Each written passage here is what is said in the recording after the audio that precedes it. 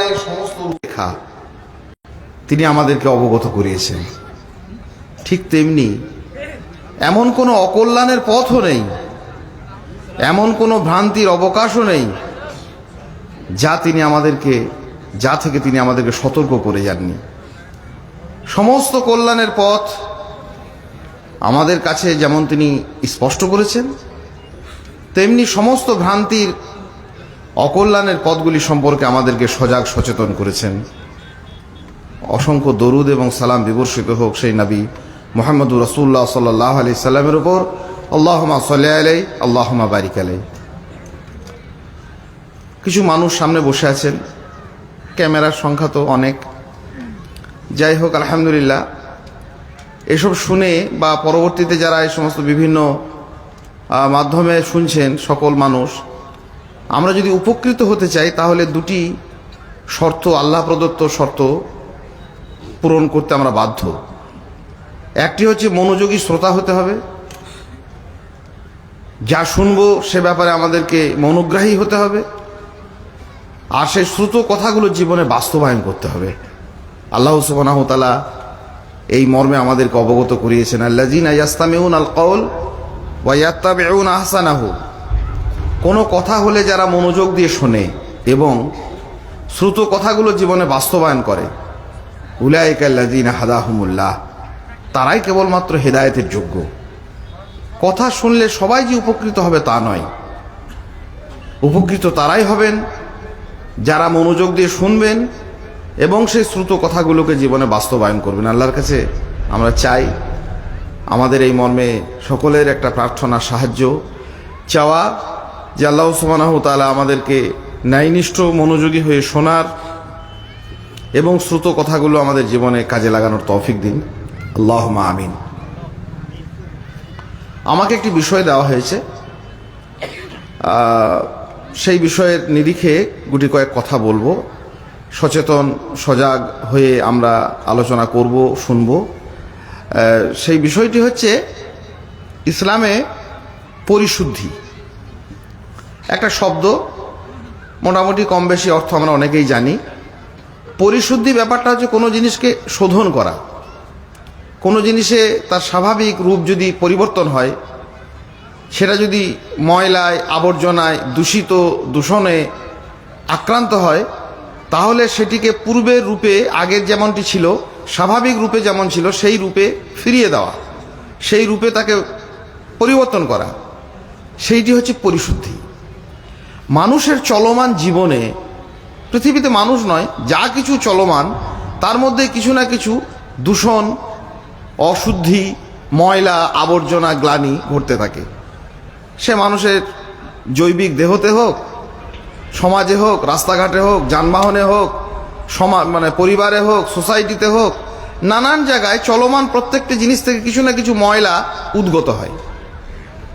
আমাদের জীবনের, সার্বিক জীবনের, মানব জীবনের যে বিষয়গুলি আমাদেরকে আক্রান্ত করে, যে ময়লা আবর্জনাগুলো আমাদেরকে আকীর্ণ করে, আমাদেরকে ঢেকে ফেলে, আমাদেরকে দূষিত করে, সেগুলো থেকে শোধিত হওয়ার পথপন্থা ইসলামে সেই নিরিখে কি বলা হয়েছে, পরিশুদ্ধি ব্যাপারটা ইসলামে ঠিক কেমন, আমরা শোধন হতে যাব কেন, শোধিত হয়ে আমাদের কি লাভ, যদি শোধিত না হই, নানা রকমের ময়লার আবর্জনা গায়ে মেখেই যদি বেঁচে থাকি আর পাঁচজনের মতো, তাহলেই বা আমাদের কি ক্ষতি। শুদ্ধ হতে চাই, পরিশুদ্ধির জন্য আমরা নানা রকম ব্যবস্থাপনা গ্রহণ করি, কিন্তু তার পথ পদ্ধতি আমরা জানি না, ঠিক কোন উপায়ে আমাদের এই ময়লায় ধূলি ধূসরিত জীবন থেকে আমরা অব্যাহতি পাবো। ঠিক এই নিরিখে কয়েকটি কথা। ওমা তৌফিক ইল্লা বিল্লাহ, আলাইহি তাওয়াক্কালতু ওয়া ইলাইহি উনী। প্রথম কথা, আমরা পরিশুদ্ধ হতে যাব কেন? মানুষের জীবনে নানা রকমের চড়াই উতরাই আছে, হাজারো রকমের ময়লা আবর্জনা প্রতিনিয়ত গ্লানি হচ্ছে, সে হচ্ছে। মানুষ তো আর সব কিছু খোঁজ খবর রাখে না, মানুষ সব কিছু দেখতেও পায় না। মানুষ আমাদেরকে খুব বেশি না হলে সে নিয়ে আমাদেরকে কেউ সজাগ সতর্কও করতে আসে না। তাহলে ময়লা শোধনের জন্য, নিষ্কাশনের জন্য, দূষণ প্রতিরোধের জন্য, জীবনের নানা রকমের আবর্জনা থেকে মুক্ত হওয়ার জন্য আমাদের এত ব্যাখ্যান্তর কেন? এই নিয়ে একটু পিছিয়ে গিয়ে আমরা গুটি কয়েক কথা সম্পর্কে স্পষ্ট একটা ধারণা নিই। প্রথম কথা হচ্ছে, মানুষ নামের এই যে জীবটি পৃথিবীতে রাজত্ব করছে, আমরা বেঁচে রয়েছি, এই পৃথিবীর প্রকৃত বাসিন্দা আমরা নই। যদি হতাম তাহলে এসব পরিশুদ্ধি এসব ব্যাপার কিছু থাকতো না। পৃথিবীতে অসংখ্য প্রাণী বাস করে, গরু, হাঁস, ছাগল, মুরগি, কুকুর, বিড়াল ইত্যাদি ইত্যাদি। তাদের এই ধরনের কোনো পরিশুদ্ধির প্রয়োজন হয় না, কারণ তারা এই পৃথিবীর প্রকৃত এবং দীর্ঘস্থায়ী আদি বাসিন্দা। মানুষ আমরা নই, আমরা বাসিন্দা নই। এত কিছু রাজত্ব কায়েম করি আমরাই, পৃথিবীর সর্বশেষ বা সমস্ত জিনিসকে ভোগ করি আমরাই, পৃথিবীর যত রকমের সুখময় অবস্থান আছে সব কিছু আমাদের। পৃথিবীটাকে আমরা নিজের গ্রহ বলে মনে করি, আর আমরা প্রকৃত আদি বাসিন্দা আমরা নই। তাহলে কে? পৃথিবীর যদি আদিবাসী বলা হয়, পৃথিবীর যদি চিরস্থায়ী বাসিন্দা বলা হয়, মূল বাসিন্দা বলা হয়, তাহলে অন্য কারো, হাঁস, মুরগি, গরু, ছাগল এরা। মানুষ অন্য জায়গা থেকে আসা একটি বাসিন্দা। এ কিছুদিনের জন্য এসেছে, আবার সে যেখানে এসেছে সেই দিকে সে ধাবিত হবে। যদি মানুষ প্রকৃত বাসিন্দা হতো তাহলে পৃথিবীর অন্যান্য প্রাণীদের মতো তাদের আচরণ হতো, তা কিন্তু হয়নি। পৃথিবীর নানান যে কোনো প্রাণীর দিকে তাকিয়ে দেখবেন, সেই প্রাণীগুলো পৃথিবীতে কেমন ধরনের জীবনযাপন করে, ব্যাপারটা একেবারে অন্যরকম হয়ে যেত। কীরকম হতো? একটা প্রাণী, গরু, ছাগল, হাঁস, মুরগি, পৃথিবীর সমস্ত ব্যবস্থাপনার সঙ্গে তার একটা অ্যাডজাস্টমেন্ট আছে, সে নিজেকে তার সঙ্গে মানিয়ে নেয়। প্রচণ্ড রোদে একটা গরু হেঁটে বেড়ায়, ছাগল হেঁটে বেড়ায়, অন্যান্য প্রাণী ঘুরে বেড়ায়, মানুষ পারে না। কেন পারে না? এই নিয়ে বিশদ পৃথিবীর অসংখ্য মানুষ, ইসলামের লবি থেকেও অন্যান্য জায়গা থেকেও, তারা বিভিন্ন দৃষ্টিকোণ থেকে অনেক সুন্দর সুন্দর আলোচনা করেছেন। দুনিয়ার অন্যান্য কোনো প্রাণী মানুষের মতো এত অসহায়ত্ব বোধ করে না। সে রোদে পুড়তে পারে, পানিতে ভিজতে পারে, শীতের দেশে সে বহাল তবিয়তে জীবনযাপন করতে পারে। দুনিয়ার সমস্ত ব্যবস্থাপনার সঙ্গে তারা নিজেদেরকে কি করেছে? একাত্ম করেছে। মানুষ পারেনি। রোদে মানুষ বেশিক্ষণ থাকতে পারে না, বৃষ্টিতে ভিজতে পারে না, শীতের কামড় সহ্য করতে না পেরে শীত বস্ত্র সে গায়ে দেয়। পৃথিবীর কোনো ব্যবস্থাপনার সঙ্গে সে নিজেকে একাত্ম অভিযোজিত করতে পারেনি। এটা একটা বড় কারণ, অজস্র কারণের মধ্যে দ্বিতীয় একটি কারণ, পৃথিবীর কোনো ধরনের সুখ শান্তিতে মানুষ শেষ নিরাপত্তা বা শেষ আনন্দ শান্তি পেতে পারে না। যে প্রাণীটা পানিতে তৈরি হয়েছে, আল্লাহ সুবহানাহু ওয়া তাআলা যাকে তৈরি করেছেন, সে পানিতেই শান্ত থাকে, জলজ প্রাণী হিসাবে সে পরিচিত। পাহাড়ে যে প্রাণীটি তৈরি হয়েছে, পাহাড়ে সে স্থির আছে, সে দাবি করে না বা বিদ্রোহ করে না যে আমি অন্য জায়গায় যাব। যে প্রাণীর বনভূমিতে যার জীবনযাপন, বনভূমিতে সে শান্ত। মানুষ কোথাও স্থির নয়।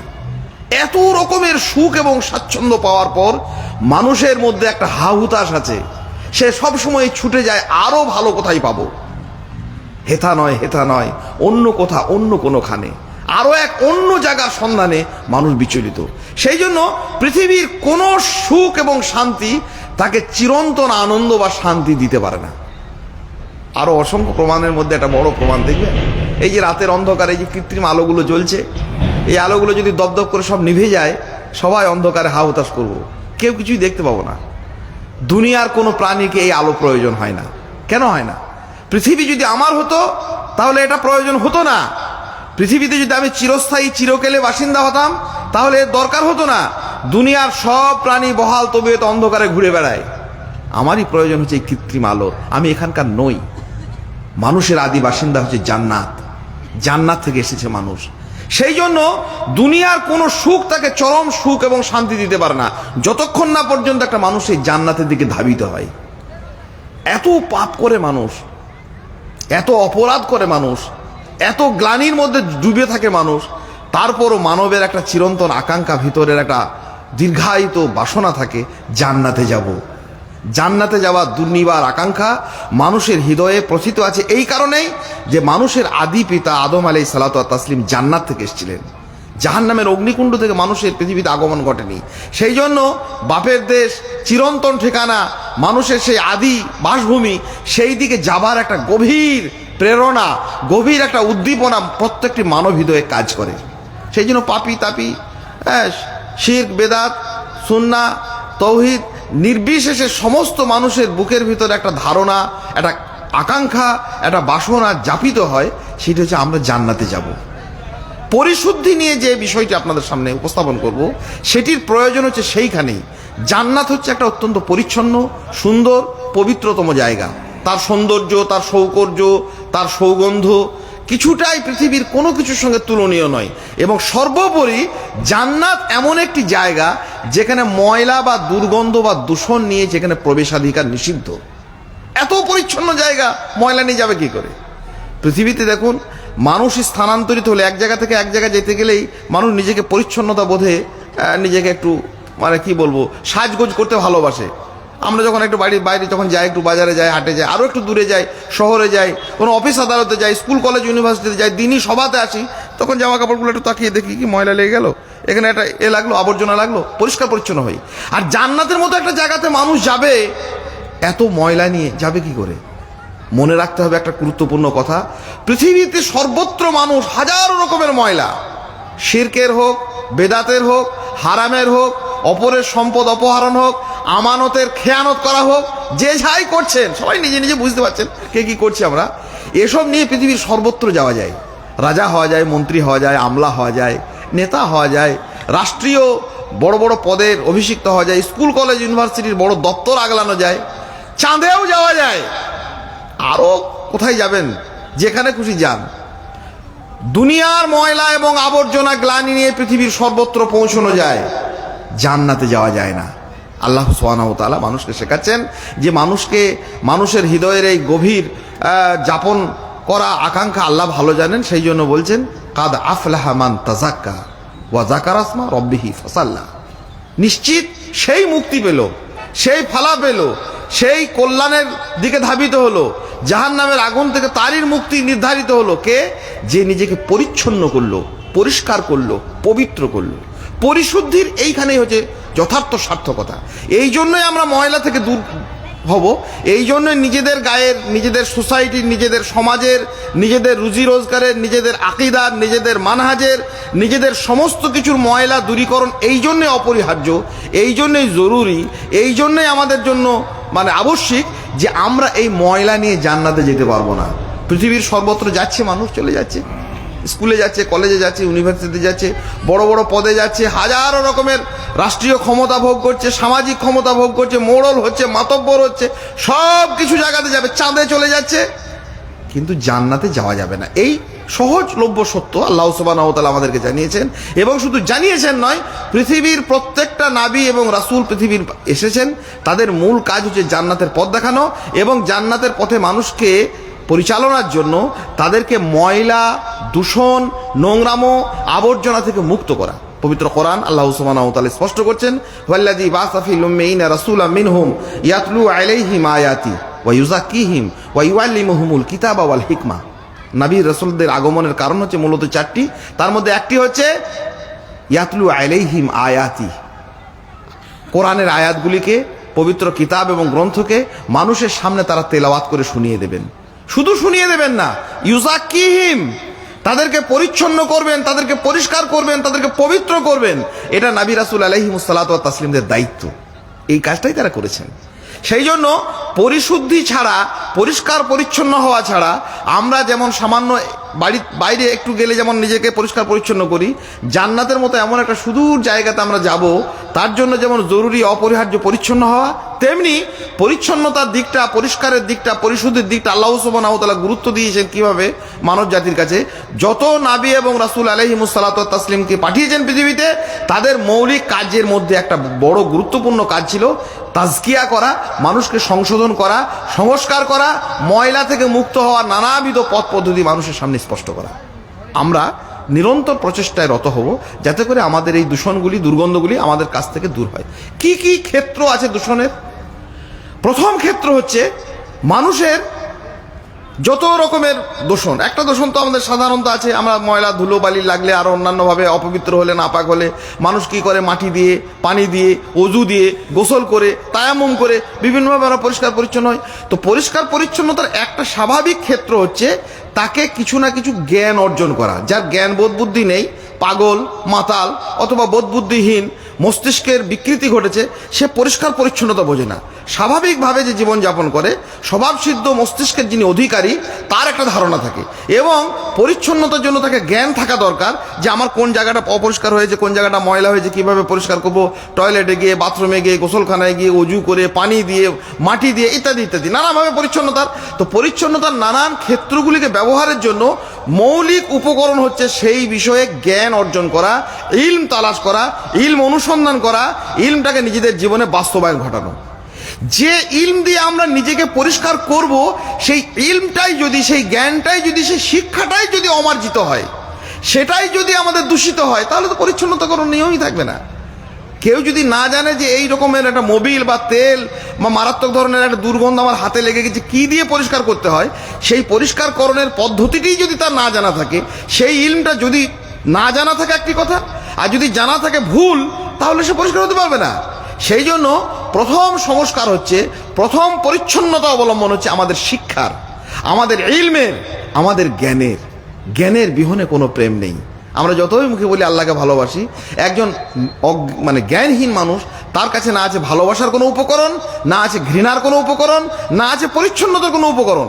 এই জন্য মুসা আলাইহিস সালাতু ওয়াত তাসলিম আল্লাহর কাছে পানা চেয়েছেন যে আউযু বিল্লাহি আন আকুনা মিনাল জাহিলিন, হে আল্লাহ, মূর্খতা থেকে তুমি আমাকে পানা দিও। শয়তানের কাছ থেকে যেমন পানা চায়, আশ্রয় চায়, মুসা আলাইহিস সালাম বলেছেন যে দোয়া করেছেন আল্লাহ সুবহানাহু ওয়া তাআলার কাছে যে আমাকে আল্লাহ মূর্খতা থেকে, এটা একটা অভিশাপ। আমরা যে শিক্ষা অর্জন করছি বা যে ইলমের মাধ্যমে নিজেদেরকে পরিষ্কার করব, সেই শিক্ষাটাই যদি ময়লায় আক্রান্ত থাকে, তাহলে তো নিজেকে পরিচ্ছন্ন করতে পারবো না। কোন শিক্ষা, কোন ইলম কিভাবে অর্জন করব, এইটা আমাদের প্রথম দেখার কথা।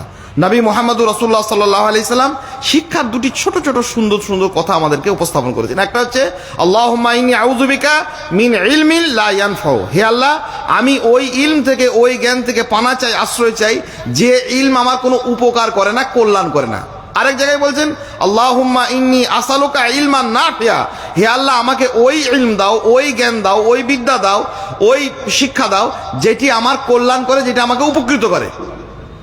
এমন ইলমের নামে, শিক্ষার নামে একটা ব্যবস্থাপনা যদি আমরা সমাজে, সোসাইটিতে চালু করি, যা আমার কোনো উপকার করে না, উপকার করে না মানে সেটা ক্ষতি করে কোনো না কোনোভাবে, আর যা আমার ক্ষতি করে দেয় একবার সরাসরিভাবে, এই দ্বিবিধ ব্যবস্থাপনার মধ্যে যদি আমার শিক্ষা ব্যবস্থাটাই থাকে, মুর্শিদাবাদ নয়, পশ্চিমবাংলার নানান প্রান্তে মুসলিম উম্মার কাছে বেশ বিগত কয়েক বছর ধরে আমরা একটা শিক্ষার যেন ঢেউ উঠেছে, সেই ঢেউয়ের আমরা নাম দিয়েছি আমাদের একটা প্রগতির, আমাদের একটা উন্নতির বিরাট একটা সোপান চালাচ্ছে, আমরা শিক্ষিত হচ্ছি, এবং এই মর্মে বহু প্রতিষ্ঠান তৈরি হচ্ছে।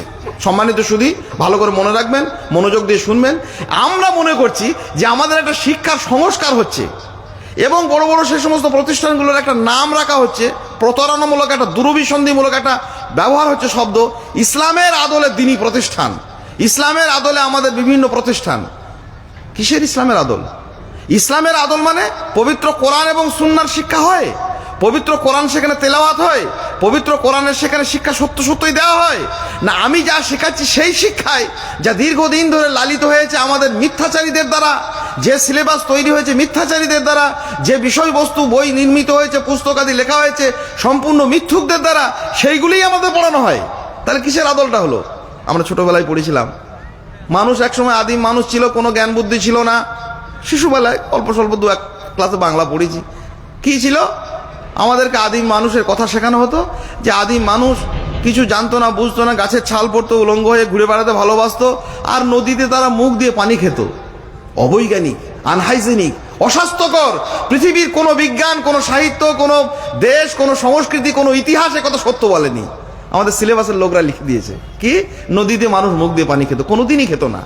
এত বড় মিথ্যাচার একটা মানুষ শিখলো, যে মানুষ চাকা আবিষ্কার করলো, যে মানুষ অসংখ্য প্রযুক্তির জন্ম দিল, যে মানুষ আজ সামুদের যুগে লক্ষ লক্ষ মানে ইট আর পাথর দিয়ে বিশাল বিশাল প্রাসাদ তৈরি করলো, যে মানুষ একদিন পিরামিড তৈরি করলো, সেই মানুষ একদিন নদীতে মুখ দিয়ে পানি না, হাত দিয়ে পানি না দিয়ে মুখ দিয়ে পানি খেত। হাত দুটো দিয়ে পানিটাকে আঁচলা ভরে মুখে নেওয়ার এই বুদ্ধিটা মানুষের ছিল না। অবৈজ্ঞানিক, মানুষ জাতির ওপর অবমাননা। যুগ যুগান্তর ধরে আপনার সিলেবাসে আপনার লজ্জা শরম হায়া যদি থাকে কিছু, হায়া শরম না থাকলে আলাদা কথা, যদি লজ্জা শরম হায়া কিছু থাকে তাহলে এই সিলেবাস আপনি পড়াবেন আর সেই প্রতিষ্ঠানের নাম দেবেন আমি ইসলামের আদলে আমার ছেলেরা শিক্ষিত হচ্ছে। এর থেকে মানুষের সঙ্গে, জাতির সঙ্গে, নিজের সঙ্গে আত্মপ্রতারণা আর কিছু হতে পারে না। সেই মিথ্যা ইতিহাস গল্পের গরু গাছে ওঠে, যে মানুষটার পৃথিবীতে জন্মই হয়নি সেই মানুষটার রাজত্বকাল পড়ানো হলো আমাকে, এত সাল থেকে এত সাল আমাকে রাজত্ব করেছিল, ওই মানুষটা পৃথিবীতে আসেনি, পৃথিবীর সমস্ত ঐতিহাসিকরা বলেছে। এত মিথ্যাচারিতায় পরিপূর্ণ মানুষের নামে, সাহিত্যের নামে শেখানো হলো তাকে আদি রসাত্মক নানা রকমের অভব্য, অসভ্য, অশালীন কাজ।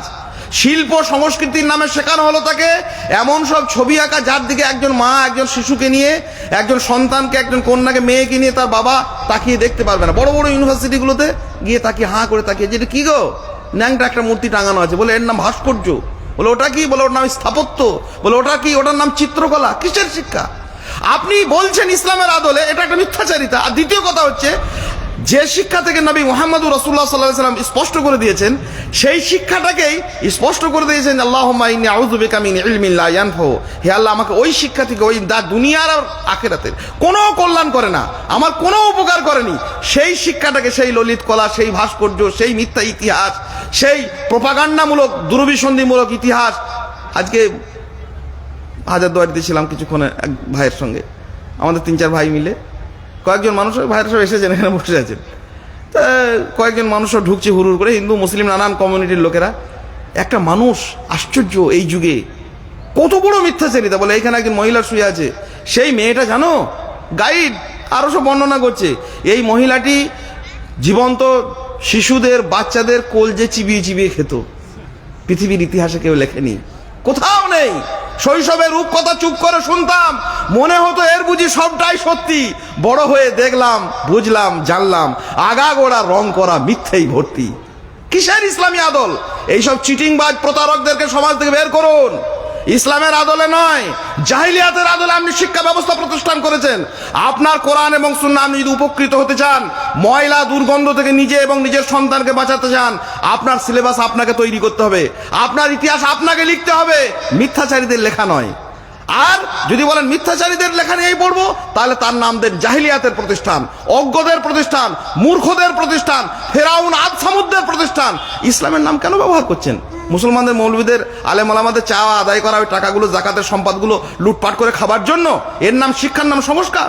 ঢেলে সাজাতে হবে। জ্ঞানের বিহনে কোনো প্রেম নেই, কোনো ভালোবাসা নেই। এই যুগে কোথাও কোনো আলো নেই। সম্মুখে পথযাত্রীকের জীবনানন্দ লিখেছিলেন, কোনো আলো মানুষ পেতে পারে না যতক্ষণ তার মধ্যে ইলম নাই। সেই ইলম, যে ইলম নবী মুহাম্মদুর রাসূলুল্লাহ সাল্লাল্লাহু আলাইহি সাল্লাম। মানে আপনি বিজ্ঞান শিখুন, আপনি কারিগরি শিখুন, আপনি আরো কিছু শিখুন। রাক্ষসের গল্প শিখে শিশুকে সাহিত্য শেখানোর নাই। ও রাক্ষসের মতো খেয়ে যাবে, দেশ খাবে, জগৎ খাবে, সম্পদ খাবে, মা বাপকে খাবে, আত্মীয় স্বজন খাবে, গোটা সোসাইটিকে খেয়ে পেট ভরে দেবে, পেট ফেটে যাবে তার। কিন্তু কারণ তার জন্মই হয়েছে, তার শিক্ষা শুরু হয়েছে রাক্ষস আর খোক্ষসের গল্প দিয়ে। নবী মুহাম্মদুর রাসূলুল্লাহ সাল্লাল্লাহু আলাইহি সাল্লাম যে শিক্ষা মানুষের কাছে শিখিয়েছেন, আল্লাহুম্মা ইন্নী আউযু বিকা মিন ইলমিন লা ইয়ানফাউ, যা কোনো কল্যাণ করেনি সেই শিক্ষা থেকে পানা দাও। হে আল্লাহ আমাকে সেই শিক্ষা দাও। আল্লাহুম্মা ইন্নী আসআলুকা ইলমান নাফিয়া, কল্যাণের শিক্ষা। সেই কল্যাণ হচ্ছে নবী রাসূলদের শিক্ষা, সর্বোন্নত চরিত্রের যারা মানুষ তাদের শিক্ষা। এবং সেই শিক্ষার 3টি ধাপ। শিক্ষার সংস্কার ছাড়া পৃথিবীর কোনো ময়লা দূরীভূত হতে পারে না। 3টে ধাপ ছোট ছোট করে বলে যায়। একটা হচ্ছে কি শিখছি, একটা হচ্ছে কেন শিখছি, আর একটা হচ্ছে কার কাছে শিখছি। সর্বপ্রথম 3টি কথা মনে রাখবেন। শিক্ষা নিয়ে যারা চর্চা করছেন, স্কুল কলেজ ইউনিভার্সিটি চালাচ্ছেন, প্রতিষ্ঠান চালাচ্ছেন, নিজেদের ছেলে মেয়েকে আমরা পড়াচ্ছি, আমরা পড়ছি, সকলকেই মনে রাখতে হবে 3টি শর্ত। একটা হচ্ছে কি পড়ছি, একটা হচ্ছে কেন পড়ছি, একটা হচ্ছে কার কাছে পড়ছি। কি পড়ছি? আমাকে কোরআন পড়তে হবে, আমাকে সুন্নাহ পড়তে হবে। দৈনন্দিন জীবনে বিভিন্ন কারিগরি শিক্ষা, বিভিন্ন প্রযুক্তিগত শিক্ষা, বিজ্ঞানের শিক্ষা, গণিতের শিক্ষা, হিসাব শাস্ত্রের শিক্ষা, এটা শিখুন। শিক্ষার নামে বেহায়াচার নয়, শিক্ষার নামে প্রগতির নামে অশিষ্টাচার নয়, শিক্ষার নামে মিথ্যা ইতিহাস নয়, শিক্ষার নামে ওই রকমের আদি অসাত্মক নানা রকমের নিকৃষ্ট, নির্লজ্জ, নানা রকমের অশ্লীলতার ওই সমস্ত গল্প কবিতা নয়। শিক্ষার সংজ্ঞাতে আমাদেরকে ফিরে আসতে হবে। কি শিখছি এ ব্যাপার আমাকে স্পষ্ট হতে হবে। দিনের জন্য আমাদেরকে জান্নাতগামী পাখি হয়ে জান্নাতের দিকে ধাবিত হওয়ার জন্য নবী মুহাম্মদুর রাসূলুল্লাহ সাল্লাল্লাহু আলাইহি সাল্লাম শিক্ষার মানদণ্ড স্পষ্ট করে দিয়েছেন, বেঁধে দিয়েছেন। তারাকতু ফিকুম আমরাইন, তোমাদের কাছে 2টি জিনিস রেখে গেলাম, কিতাবুল্লাহ সুন্নাত রাসূলি, আল্লাহর কিতাব এবং নবী মুহাম্মদ রাসূলুল্লাহ সাল্লাল্লাহু আলাইহি ওয়াসাল্লামের সুন্নাত। আমাদেরকে যদি জান্নাত যেতে হয়, তাহলে জান্নাত যেতে গেলে এই 2টিকে আমাদেরকে আঁকড়ে ধরতে হবে, এর বাইরে তৃতীয় বিকল্প নেই। আর দুনিয়াবিতে যদি সঠিক জীবনযাপন করতে হয় তাহলে দুনিয়ার সেই শিক্ষাটা আমাদেরকে অর্জন করতে হবে, সেটা মানুষের জন্য কল্যাণ করে, মানুষের উপকার করে, মানুষের ক্ষতি করে না, মানুষের ভ্রষ্টতা করে না, এমন ধরনের অনৈতিক এবং অর্থনৈতিক অনাচারে মানুষকে ঠকায় না, মানুষকে প্রতারণার দিকে ফেলে দেয় না, এরকমটা নয়। কি শিখছি আমাদের এই ব্যাপারে সঠিক হতে হবে। দ্বিতীয়টা, কেন শিখছি? শিক্ষার মূল উদ্দেশ্য হচ্ছে দুনিয়াবী জীবনে সঠিক জীবনযাপন করা, সঠিকভাবে পথ চলা। ড্রাইভিং শিখবো যাতে দুর্ঘটনা না হয়। আমি অর্থনীতি শিখবো যাতে আমার দ্বারা কোনো মানুষ প্রতারিত না হয় এবং আমিও অন্যের দ্বারা প্রতারিত না হই। আমি অঙ্ক শিখবো, হিসেব নিকেশ ঠিক করে মানুষকে সঠিক ওজনে সঠিক বিষয়টা, সঠিক জিনিসটা দিই, মানুষের কাছে সঠিক জিনিসটা সঠিকভাবে আমি যেন নিতে পারি। আমি প্রযুক্তি শিখবো, এমন কলকারখানা, এমন ঘরবাড়ি, এমন অট্টালিকা করবো ভেঙে যেন না পড়ে যায়, এমন সেতু তৈরি না করব যাতে করে সেটা মানুষের চলাচলে অযোগ্য হয়ে ওঠে। এই সমস্ত শিক্ষা আমাকে করতে হবে। শিক্ষা কি করব এটা আমাকে মনে রাখতে হবে। দ্বিতীয়ত, কোরআন এবং সুন্নাহর শিক্ষা, দ্বীনের শিক্ষার উদ্দেশ্য মহৎ এবং তা অত্যন্ত সুদূর প্রসারী আমাদের একটা উদ্দেশ্যকে আমাদের সামনে রেখে, সেটা হচ্ছে জান্নাত থেকে আমরা এসেছিলাম, আমাদের বাপ আদম আলাইহিস সালাতু ওয়াস তাসলিম এসেছেন জান্নাত থেকে, আমাকে জান্নাতের দিকে ধাবিত হতে হবে, ময়লা দূরীভূত করতে হবে এবং এই জন্য আমাকে এই শিক্ষা অর্জন করা। শিক্ষা কেন করব এ ব্যাপারে আমাকে এই মর্মে স্পষ্ট হতে হবে। বহু মানুষ কোরআন সুন্নাহ শিখেছে, দ্বীন শিখেছে নিজেদের পার্থিব জীবনটাকে শুধুমাত্র চাকচিক্যময় করে তোলার জন্য। ওই যে ইসলামের আদল নাম নিয়ে হাজারো রকমের ইসলামের নামে প্রতারণা করে কোরআন এবং সুন্নাহর নামে ভড়কি দিয়ে 1 পাতা 2 পাতা 3 পাতা কোরআন মাজিদ পড়ায়, সিলেবাস বলে পড়ানো যাবে না। কি পড়াতে হবে? মিথ্যা ইতিহাস সেই কেটে তাকে ঢুকানো হয়। কোরআন যেখানে সত্যের কোনো সন্দেহের কোনো রকমের অবকাশ নেই, যেখানে আল্লাহ সুবহানাহু ওয়া তাআলা স্পষ্ট করছেন লা রাইবা ফিহ, যার মধ্যে সন্দেহের কোনো বাতাবরণ নেই, সেই সন্দেহাতীত, সেই চিরন্তন সত্যটাকে সিলেবাস থেকে ছেঁটে কেটে বরবাদ করে যাতে 100 ভাগই সন্দেহ আর গোঁজামিল সেইটাকে যারা ঢুকিয়ে দেয়, এটির নাম শিক্ষা নয়। শিক্ষার নামে এটি একটা জঘন্যতম অনাচার। আর সর্বোপরি শিক্ষা সম্পর্কে একটি গুরুত্বপূর্ণ বিষয়, কার কাছে শিখছি এটা মনে রাখতে হবে। শুধু কোরআন সুন্নাহ শিখলে হবে না, ভালো কথা শিখলে হবে না, কবিতা সাহিত্য শিখলে হবে না, কার কাছে শিখছি এটা মনে রাখতে হবে। যাদের কাছে আমরা পড়াচ্ছি, যাদের কাছে আমরা পড়তে পাঠাচ্ছি, তারা কারা, এটা খুব গুরুত্বপূর্ণ। শিক্ষকের অনেকগুলো মানদণ্ড আল্লাহ পাক রব্বুল আলামিন পৃথিবীতে স্পষ্ট করেছেন। তার মধ্যে একটা হচ্ছে আল্লাহ নিজেই একজন শিক্ষক। তিনি এক পর্যায়ে আদম আলাইহিস সালামকে শিক্ষা দিয়েছেন, আল্লামা আদম আল আসমা কুল্লাহা। আল্লাহ বলছেন যে আদমকে আল্লাহ সুবহানাহু ওয়া তাআলা সমস্ত বস্তুবাচক এই নামগুলিকে শিখিয়েছিলেন। তাহলে কে শিক্ষা দিলেন? আল্লাহ সুবহানাহু ওয়া তাআলা শেখালেন। কাকে শেখালেন? আদমকে শেখালেন। জিবরিল আমিন একজন শিক্ষক, নবী মুহাম্মদুর রাসূলুল্লাহ সাল্লাল্লাহু আলাইহি সাল্লাম শিক্ষক। পৃথিবীতে আদম থেকে নূহ থেকে একদম ইব্রাহিম, ইসমাইল, দাউদ, ঈসা, মুসা থেকে নবী মুহাম্মদুর রাসূলুল্লাহ সাল্লাল্লাহু আলাইহি সাল্লাম পর্যন্ত সমস্ত নবী রাসূলুল্লাহ শিক্ষক। সাহাবায়ে কেরাম রাদিয়াল্লাহু তাআলা আনহুম শিক্ষক। শিক্ষকের মানদণ্ড দেখছেন কেমন? কারা শিক্ষক? শিক্ষক যে হতে পারে না, এসব কাদের কাছে ফেলে দিচ্ছি। কাজেই কার কাছে শিখছি এটা খুব বড় কথা। দ্বীন শিখছি, কোরআন হাদিস শিখছি বললে আমরা হবে না। যে লোকটার কাছে কোরআন মাজিদ আমি শিখতে যাবো, সে লোকটা কে? ভালো করে মনে রাখবেন, নবাব সিরাজদৌল্লার ইতিহাস যদি নবাব সিরাজদৌল্লা সেই সময় লিখতো, পলাশির যুদ্ধের ইতিহাস যদি নবাব সিরাজদৌল্লা নিজে লিখে যেতেন, সেই ইতিহাসটা একরকম, আর লর্ড ক্লাইভকে লিখতে বললে সেই ইতিহাসটা একরকম। ভারতের স্বাধীনতা ফ্রিডম মুভমেন্টের ইতিহাস যদি আজকে নেতাজি সুভাষচন্দ্র এসে পড়ান তাহলে একরকম হবে, আর লর্ড বেন্টিং যদি পড়ান তাহলে একরকম হবে। এটা তো স্বাভাবিক কথা। আমি যদি কোরআন এবং সুন্নাহ থেকে শত যোজন যোজন দূরে একটা মানুষ আছে, শিরকের, বেদাতের, চিটিংবাজির, প্রতারণার আখড়া খুলে রেখেছে যে লোকটা, তাকে যদি আপনি কোরআন পড়াতে দেন, সে কোরআনের ওই রকমই মানে করবে। মুতাজিলিকে যদি পড়েন, জাবরিয়াকে দেন, কাদরিয়াকে দেন, আরো রাফিজিকে দেন, শিয়াকে দেন, সে একরকম মানে করবে। আর একজন সালাফকে দেন, কোরআন এবং সুন্নাহর অনুসারীকে দেন, সে শুদ্ধভাবে সে একরকম করবে। কাজে কোরআন হাদিস পড়ছি বললে হবে না, কার কাছে পড়ছি এটা খুব গুরুত্বপূর্ণ কথা।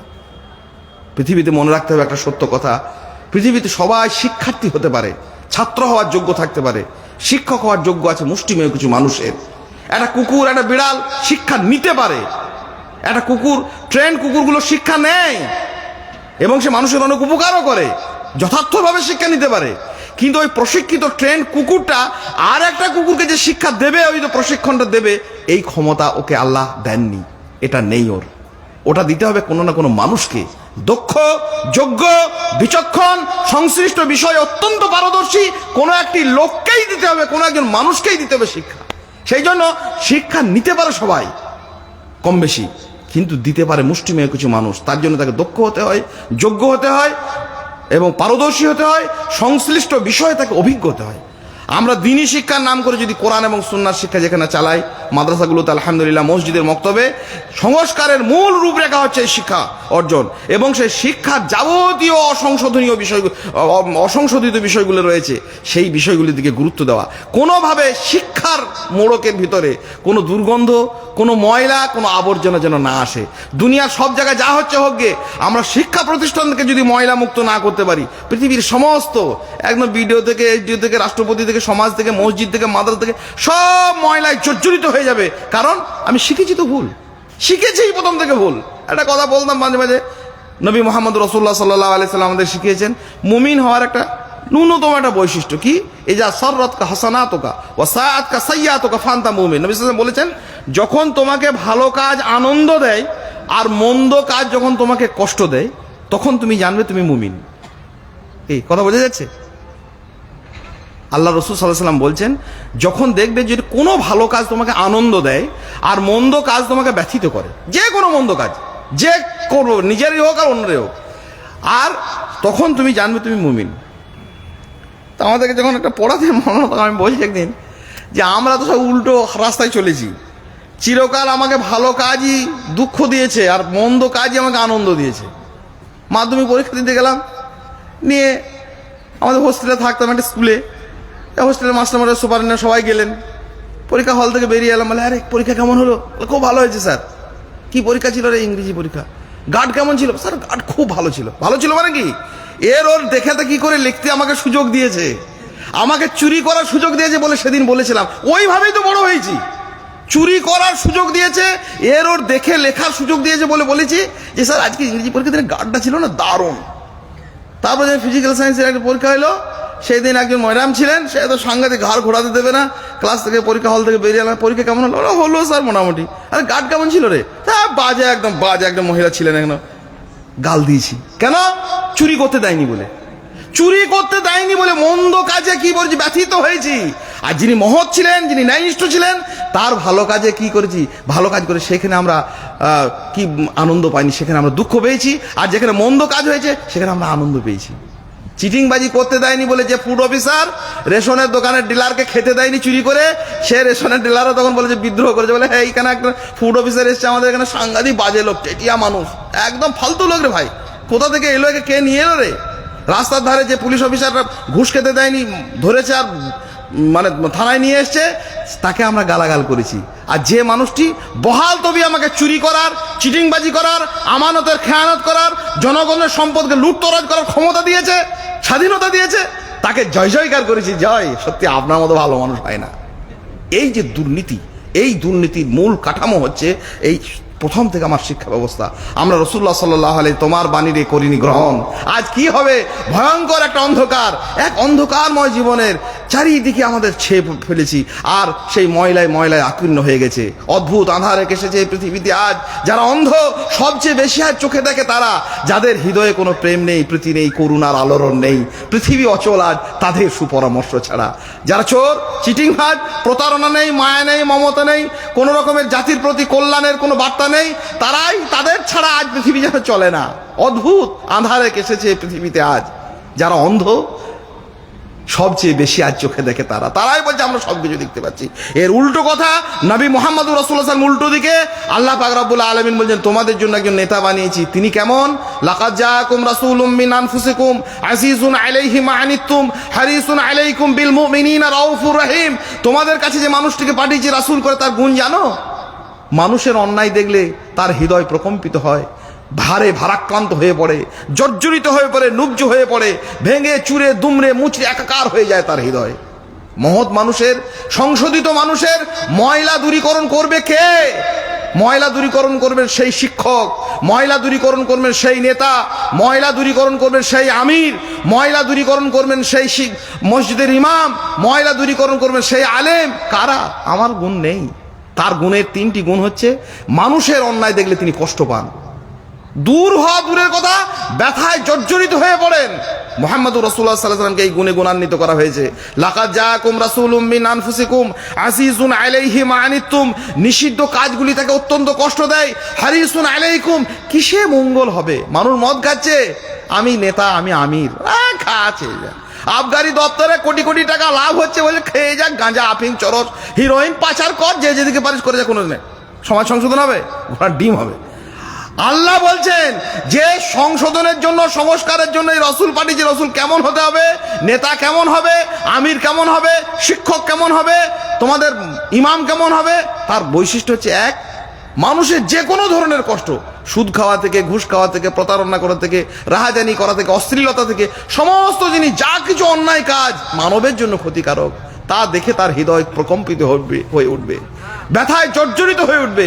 হারিসুন আলাইকুম, কিসে মঙ্গল হয়, কেমন করে জাতি মদ থেকে দূরে সারে যায়, বিড়ি থেকে মুক্ত হয়, হারাম জিনিস থেকে সরে আসে, তার জন্য সে সর্বদা চেষ্টা করবে। বিল মুমিনিনা রাউফুর রহিম, তৃতীয় গুণ হচ্ছে মুমিনদের প্রতি হবেন তিনি অত্যন্ত দয়া পরবশ, গভীর করুণা বৎসল। এক হৃদয় নয়, এক আকাশ, এক পৃথিবী ভালোবাসা তাদের জন্য তার হৃদয়ে যাপিত হবে, যে আমার এই উম্মত, আমার কওম, আমার এই ভালোবাসার মানুষজন, আমার এই দলের মানুষ, আমার এই মসজিদের মুসাল্লি, আমার এই মাদ্রাসার ছাত্র, আমার এই সংগঠনের লোকেরা কি করে এই সমস্ত অন্যায় থেকে দূরীভূত হবে, কি করে ময়লা দূর হবে, তার জন্য সবসময় চেষ্টা করবে এবং তাদের প্রতি তিনি গভীর ভালোবাসা যাপন করবে। কি করে হবে? তাহলে সংস্কারের মৌলিক নীতিমালা হচ্ছে শিক্ষার নীতিমালাকে আমাদেরকে সংস্কৃত করা, সেইগুলিকে সংশোধন করা। তার জন্য মৌলিক নীতি হচ্ছে কি শিখবো সেটাকে ঠিক করে নেওয়া। কোথায় পড়াচ্ছি, কত বড় স্কুল, কত বড় বড় মাওলানা থাকে, ওসব দেখে লাভ নেই। কি পড়াচ্ছে ওটা দেখা। কোরআন পড়াচ্ছে তো, সুন্নাহ পড়াচ্ছে, তাওহীদ শেখাচ্ছে, বেদাত থেকে মানুষকে দূরে সরাচ্ছে, হারাম জিনিস থেকে নিষেধ করাচ্ছে। কি পড়াচ্ছে আর কেন পড়াচ্ছি? এই জন্য কি চাকরি বাকরি করে বড় বড় টাকা পাবে শুধু এই জন্য? না, চাকরি বাকরি পেলে করবে, শিক্ষা নিয়ে মানুষ বিভিন্ন রকমের পেশা যাপন করবে, কোনো অসুবিধা নেই। কিন্তু উদ্দেশ্য হবে তার দুনিয়াবি যে সমস্ত কারিগরি শিক্ষা, প্রযুক্তির শিক্ষা, অন্যান্য শিক্ষা, দুনিয়াতে স্বচ্ছ, সুন্দর, পরিচ্ছন্ন, দূষণমুক্ত জীবনযাপন করা। আর এই কোরআন এবং সুন্নাহ শেখা, আখেরাতের দিকে আবার জান্নাতে পাখির মতো ফিরে যাওয়া, উদ্দেশ্য হবে তাই। আর কার কাছে শিখছি এটা খুব গুরুত্বপূর্ণ বিষয়। সে যে কোনো শিক্ষা হোক, আমার শিক্ষক যদি হয় আমার হন্তারক, আমার শিক্ষক যদি হয় আমার জন্য প্রতারক, কোনোদিনই সেই কল্যাণের বাতাবরণ আনতে পারে না। তাহলে পরিশুদ্ধির প্রথম একটি পর্ব আপনাদের সামনে সংক্ষেপে উল্লেখ করলাম, সেটি হচ্ছে শিক্ষার সংস্কার। দ্বিতীয় একটি সংস্কারের বৈশিষ্ট্য হচ্ছে আমাদের কাছে আমাদের মৌলিক একটা বড় সম্পদ, সেটি হচ্ছে ঈমান। খুব কঠিন জিনিস। মুমিনের মন কত প্রশান্তি, ওরা তা কিভাবে করবে আজ। অবিশ্বাসের ছানি পড়া চোখ, হিরে তো দেখে না, দেখেছে কাঁচ। যার ঈমান নেই, ঈমানের স্বাদ গন্ধ পাবে কি করে? আর ঈমানে যার ময়লা ঢুকেছে, দূষণ ঢুকেছে, আল্লাহ সুবহানাহু ওয়া তাআলা বলেছেন যে যারা ঈমান এনেছে আর ওয়ালাম ইয়ালবিসু ঈমানাহুম বিযুলমিন, শিরকের সঙ্গে ঈমানের সংমিশ্রণ ঘটায়নি, ঈমানকে দুর্গন্ধ করেনি, ঈমানকে দূষিত করেনি, তারাই হচ্ছে উলাইকা লাহুমুল আমন, তাদেরই জন্য রয়েছে নিরাপত্তা, তারাই পাবে হেদায়েত। কারা? আল্লাযীনা আমানু ওয়ালাম ইয়ালবাসু ঈমানাহুম বিযুলমিন, যারা ঈমান এনেছে, ঈমানকে শোধিত করেছে, ঈমানকে আর ময়লা করেনি, দুর্গন্ধ। ঈমান কিসে ময়লা হয়? ঈমানের মৌলিক কথা হচ্ছে মুখ, হৃদয় আর কি আমাদের আচরণ, মানে মুখের ভাবনা, ভাষা আর কাজ, তিনটি এক বিন্দুতে থাকবে। যে কথা মনে আমি ভাববো, হৃদয়ে যাপন করব, সেই কথাই আমি মুখে বলবো, আর সেইগুলোই আমি কাজে পরিণত করব। এই তিনটে যেন একটার সঙ্গে একটা ট্যাসেল তৈরি না হয়ে যায়। আমাদের ভাবনা, আমাদের ভাষা, আমাদের কাজ, তার মানে আমাদের হৃদয়, আমাদের মুখ, আমাদের অঙ্গ প্রত্যঙ্গ সব এক লাইনে চলবে, তিনটেই। আর যদি উল্টো পাল্টা হয় তাহলে হবে না, ঈমান থেকে তাহলে সরে যেতে হবে। ঈমানের সংশোধনের জন্য, ঈমান পরিচ্ছন্নতার জন্য এটা হচ্ছে অপরিহার্য। আচ্ছা, যে কথা মুখে বললাম সে কথা কি আমার হৃদয়ের? আল্লাহ বলে দিচ্ছেন, আল্লাহ হৃদয়ের জটিলতার সমস্ত কিছু ব্যাপারগুলো, তখনও ছিল অন্ধকার, তখনও ছিল বেলা, হৃদয়পুরে জটিলতার চলিতেছিল খেলা। হৃদয়, মানুষের হৃদয় অত্যন্ত জটিল একটা জায়গা, কি যে বলে আর কি করে ঠিক ঠিকানা নেই। আমরা যে কথা মুখে বলেছি সে কথা কি হৃদয়ের? আল্লাহ বলেছেন স্পষ্ট করে, ইয়াকুলুনা বিআফওয়াহিহিম মা লাইসা ফি কুলুবিহিম, শোনো, ওরা মুখে যা বলে তা ওদের হৃদয়ের কথা নয়। আল্লাহ বলে দিচ্ছেন। কাদের জন্য? বেঈমানদের জন্য, আল্লাহ দ্রোহীদের জন্য, অবিশ্বাসীদের জন্য আল্লাহ শব্দ ব্যবহার করছেন। ইয়াকুলুনা বিআফওয়াহিহিম মা লাইসা ফি কুলুবিহিম, তাদের হৃদয়ে যা আছে ওটা নাই, মুখ দিয়ে যা বলছে। আমরা কি বলছি? আল্লাহু আকবার কতবার বলছি। একটা মানুষ জীবনে গড়পড়তা কত হাজার বার, লক্ষ বার ঈদের দিনে তাকবীরের ধ্বনিতে সব আলোকিত হয়ে যাচ্ছে, চারপাশ মুখরিত, গুঞ্জরিত হচ্ছে। আল্লাহু আকবার, আল্লাহু আকবার মানে কি? আল্লাহ সবচেয়ে বড়। লটারি কাটছে বসে বসে, আল্লাহু আকবার আজান হচ্ছে, ঘোড়ার ডিম, ওর কিছুই নেই। চা খাচ্ছে বসে বসে, চা খাওয়াটা বড়, আল্লাহর ডাক বড় নয়, আল্লাহর আহ্বান বড় নয়। আল্লাহর ঘর মসজিদ বিরান হয়ে গেল, বড় বড় প্রতিষ্ঠান হলো, জাঁকজমক ঝাঁ চকচকে, মসজিদগুলো সেই জায়গাতে পড়ে রইল। সব উন্নতি হলো, উন্নয়নের শিখরে উঠে গেল, মসজিদের উন্নয়ন হলো না, মক্তবী শিক্ষার উন্নয়ন হলো না, দ্বীনি তালিমের উন্নয়ন হলো না। আল্লাহর বড়, আল্লাহ বড় মানে আল্লাহর দিন বড়, আল্লাহর আদেশ বড়, আল্লাহর নিষেধ বড়, আল্লাহর ঘর বাইতুল্লাহ বড়, মসজিদ বড়, আল্লাহর দিন শেখা বড়, আল্লাহর দিনের সমাবেশ বড়। কই বড় হয়ে গেছি? আজকে এই পরিবেশ যদি না হয় অন্য পরিবেশ হতো, লোকে লোকারণ্য, মুসলিম উম্মারায়, অন্যান্য কমিউনিটির কথা বাদ, লোকে লোকারণ্য হয়ে ভিড়ে ভিড়াক্কার হয়ে যাবে, মানুষ শুনবে। একজন বিশিষ্ট কোথাও মানুষ আসছে, কোনো চিত্র তারকা, কোনো রাজনৈতিক তারকা, কোনো ফুটবল তারকা, কোনো খেলার জগতের লোক, মানুষ লোকে লোকারণ্য। আর আল্লাহর কথা বলার জন্য আসছে, মানুষকে ডেকে ডেকে ডেকে ডেকে উদ্যোক্তারা পেরেশান হয়ে যাচ্ছেন, ভাই আসুন, ভাই আসুন, ভাই বসুন। আর ওদেরকে ঠেলা ভিড় সামলানোর জন্য মানুষ, প্রশাসন পর্যন্ত হাঁপিয়ে উঠছে। তাহলে যাকে যে কোনো বললিনি, যে কোনো হৃদয়ে যাপন করিনি, মুখে বললাম আশহাদু আল্লা ইলাহা ইল্লাল্লাহ, আল্লাহ তুমি ছাড়া কোনো মাবুদ নেই, আর মাবুদের আমার শেষ নাই। কাকে না মানুষ মাবুদ বানিয়েছে?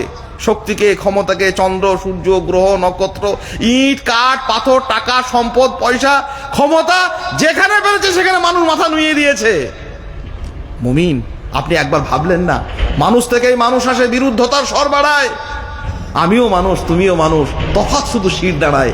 আপনি একটা মেরুদণ্ডী প্রাণী। আল্লাহ সুবহানাহু ওয়া তাআলা পবিত্র কোরআনে বলেছে, কবিরা বলেনি যে তারা কখনো সমান নয়। যারা মাটিতে মুখ দিয়ে চলে আর মেরুদণ্ড সোজা করে চলে, এই দুটি প্রাণী কখনো সমান নয়, কখনো তাদেরকে সমান ভেবো না। মানুষ আপনি, মানুষ আমি, মানুষ তুমি, তফাৎ শুধু শির দাঁড়ায়। আপনার মেরুদণ্ড সোজা থাকবে, আপনি কোনো ক্ষমতার কাছে, কোনো ঔদ্ধত্যের কাছে, কোনো পয়সার কাছে, কোনো লালসার কাছে আপনি মাথা নোয়াতে পারেন না।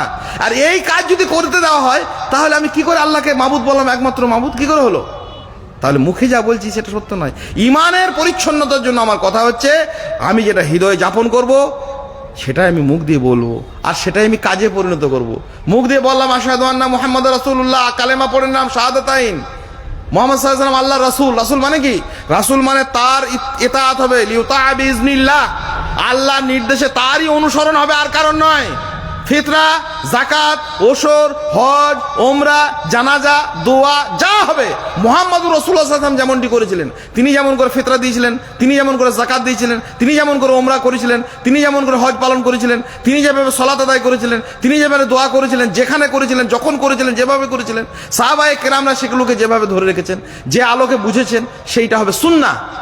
আমরা মুহাম্মদ সাল্লাল্লাহু আলাইহি ওয়াসাল্লামকে বললাম আল্লাহ রাসূল, আমার কাজকর্ম, আমার বিয়ে বাড়ি, আমার আত্মীয় বাড়ি, আমার সমাজের, আমার সোসাইটি, আমার বাপদাদার, আমার 14 পুরুষের, আরো কত লোকের অনুসরণ। আমাদের হুজুর বলছেন, আমাদের বলছে, আমাদের গায়ের ইমাম বলছে, ও বলছে আমাদের বিয়াইরা বলছে, ও বলছে আমাদের ভাইরা বলছে। কি তাহলে আমরা ইমানের দিক থেকে পরিশুদ্ধ হওয়ার জন্য, বিশুদ্ধ হওয়ার জন্য, ময়লা দূরীকরণের জন্য মৌলিক দায়িত্ব হচ্ছে এটাই, মৌলিক কর্তব্য হচ্ছে এটাই, যে আমরা যেটা বুকের ভিতরে যে ধারণাটা রাখবো সেটা মুখ দিয়ে বলবো, সত্য কথা ভাববো, সত্য কথা বলবো, আর সত্য কাজটা করব। আমাদের ভাবনা, আমাদের ভাষা, আমাদের কাজের মধ্যে যদি এই 3টি বিন্দু সমরেখ না হয়, এক সরলরেখায় অবস্থান না করে, তাহলে এটা সংশোধন হবে না। তৃতীয় পরিশুদ্ধি, আমলের যে কাজগুলি করি, সালাত আদায় করি, নামাজ পড়ি, রোজা করি। জেনে রাখবেন, পৃথিবীর সমস্ত মানুষই কম বেশি ইবাদত করে, অন্তত ইবাদতের নামে কিছু করে। মাথা নোয়ায় দাসত্ব করার একটা প্রবৃত্তি পৃথিবীর সকল প্রাণীর মধ্যে আছে, মানুষের মধ্যে তো আছেই। দাসত্ব করার, গোলামি করার, ইবাদত করার, বন্দেগী করার একটা মৌলিক স্পৃহা, মৌলিক একটা চাহিদা মানব হৃদয়ের মধ্যেই আল্লাহ রেখেছে। নাহলে মানুষ এত গোলামি, দাসত্ব, আনুগত্য করবে কি করে? কিন্তু সমস্ত গোলামি, সমস্ত দাসত্ব আল্লাহর কাছে গ্রহণযোগ্য নয়। ততটুকুই গ্রহণযোগ্য যতটুকু আল্লাহ সুবহানাহু ওয়া তাআলা শিখিয়েছেন, নির্দেশিত করেছেন। সেটা কিভাবে আমলটা করব? আমলের জন্য একটা গুরুত্বপূর্ণ বৈশিষ্ট্য আল্লাহ পাক রব্বুল আলামিন, আমল করা, নামাজ পড়া, রোজা করা, হজ করা, যাকাত দেওয়া, জালসা দেওয়া, দান করা, সাদকা করা, এগুলো মানে কি? মানে আল্লাহর সন্তুষ্টির জন্য কিছু আমি কি করছি? বিনিয়োগ করছি, কিছু আমি দিচ্ছি, আল্লাহর জন্য কিছু খরচ করছি, আল্লাহর জন্য ব্যয় করছি, তার সন্তুষ্টি অর্জনের জন্য আল্লাহকে দিচ্ছি। তো এটা কেমন হবে, কেমনভাবে সংশোধিত হবে, কেমনভাবে এর ময়লা দূরীকরণ হবে? একটা সহজ সরল পন্থা আল্লাহ বলে দিয়েছেন। আল্লাহ সুবহানাহু ওয়া তাআলা আমাদেরকে যা দিচ্ছেন সেই জিনিসগুলো কেমন মনে রাখবেন, তাহলে এর উত্তর পেয়ে যাবেন। আল্লাহ সুবহানাহু ওয়া তাআলা তো আমাদের কাছে শুধু চাইছেন না, সামান্য জিনিস চাইছেন। নামাজ পড়তে বলেছেন, সালাত আদায় করতে বলেছেন, সিয়াম পালন করতে, হজ করতে বলেছেন, যাকাত দিতে বলেছেন, আরো কিছু বলেছেন। আর তিনি তো অঢেল আমাদেরকে দিয়েছেন। সূর্যের আলো থেকে নিয়ে, বাতাসের অক্সিজেন থেকে নিয়ে, সমুদ্রের পানি থেকে বৃষ্টিমালার অবারিত বারিধারা, পাহাড়, নদী, সাগর, সমুদ্র, জলোচ্ছ্বাস, সব তো মানুষের কল্যাণের জন্য। খালাকালাকুম মা ফিল আরদি জামিয়া, সমস্ত কিছু মানুষের কল্যাণের জন্য দিয়েছেন। তার দেওয়া জিনিসগুলো কেমন? তার দেওয়া জিনিসগুলোর মধ্যে মৌলিক একটা বৈশিষ্ট্য হচ্ছে তাতে কোনো দুর্গন্ধ নেই, ময়লা নেই, দূষণ নেই। সূর্যের আলোতে অনেক ফোটন কণা ছিল, অনেক অতিবেগুনি রশ্মি ছিল, সব অ্যাটমসফিয়ারে শোষিত হচ্ছে। মানুষের জন্য যে আলোটা পৃথিবীতে নেমে আসে তা দূষিত নয়, তা নির্মল আলো, বিশুদ্ধ আলো। অনেক পানিতে অনেক দূষণ আছে, আসমান থেকে যে পানি নামে সে পানির মধ্যে কোনো দূষণ নেই, সেটা হচ্ছে মায়ে তাহুর, পবিত্র পানি, শুধুই কল্যাণ আর কল্যাণ। গরুর পেট থেকে দুধ বেরোয়, ভেবেছেন কখনো সেই দুধটা কোথা থেকে বেরিয়ে আসে? আল্লাহ বলছেন, ইন্না লাকুম ফিল আনআমি লাইবরাতুন নুসকিকুম মিম্মা ফি বুতুনি মিন বাইনি ফারথি ওয়া দাম লাবানান খালিসান সাইগান লিশারিবিন। কোরআন পড়েনি? আল্লাহ বলেছেন যে দেখো, চতুষ্পদ জন্তুর ভিতরে তোমাদের জন্য কল্যাণকর অনেক নসিহত রেখেছি।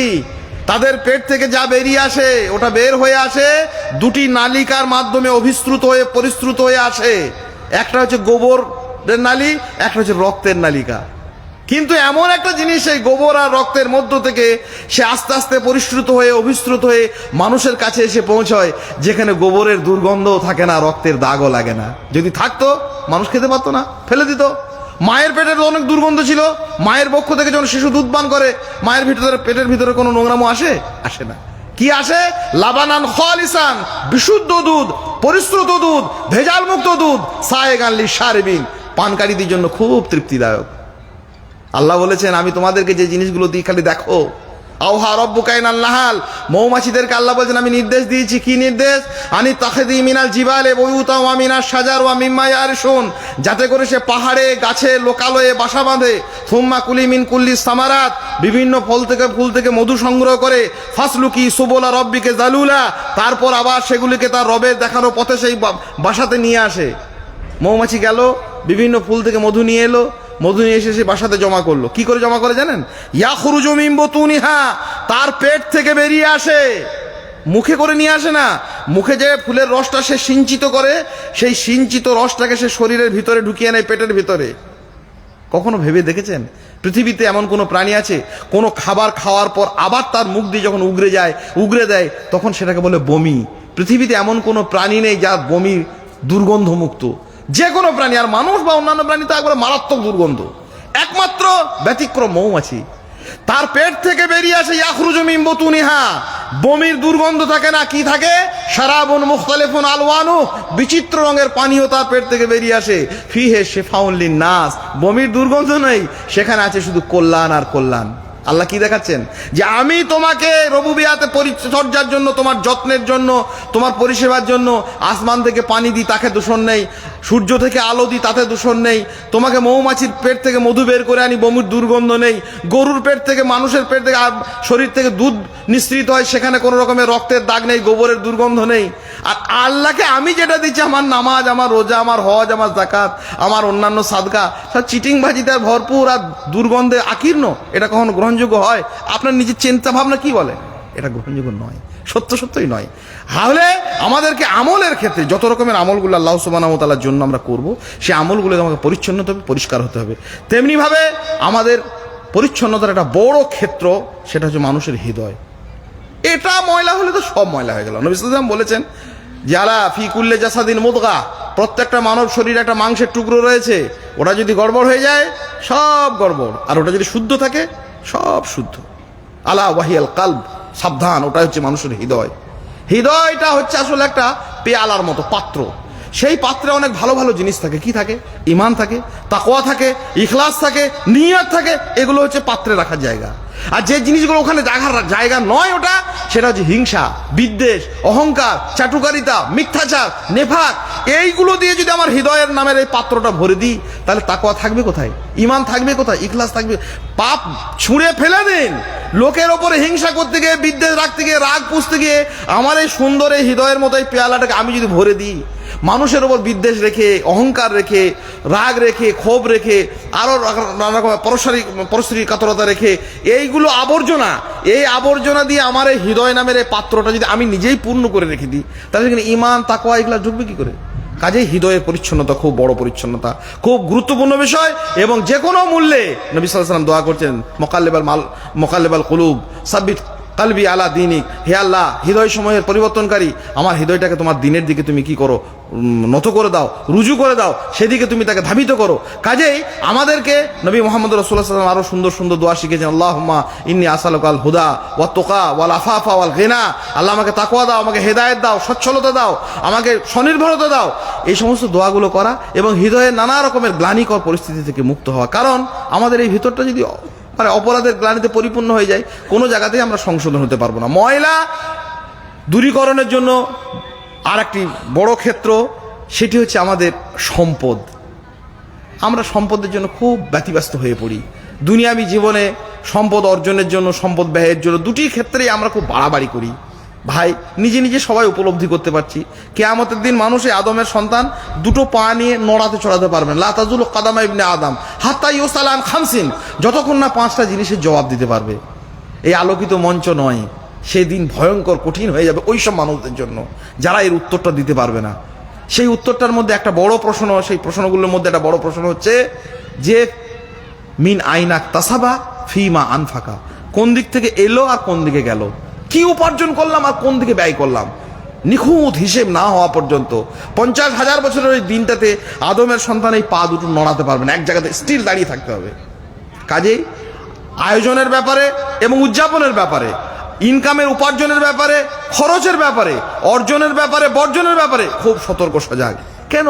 লোকের জন্য, নিজের লৌকিকতার জন্য, সামাজিকতার জন্য এমন বোঝা আমরা বহন করে যাচ্ছি যে বোঝা বহনের জন্য আমি যোগ্য নই। এত উপার্জন করতে যাচ্ছি যারা আমি হিসাব দিতে পারবো না, কোন দিক থেকে এলো আমাকে দেখতে হবে।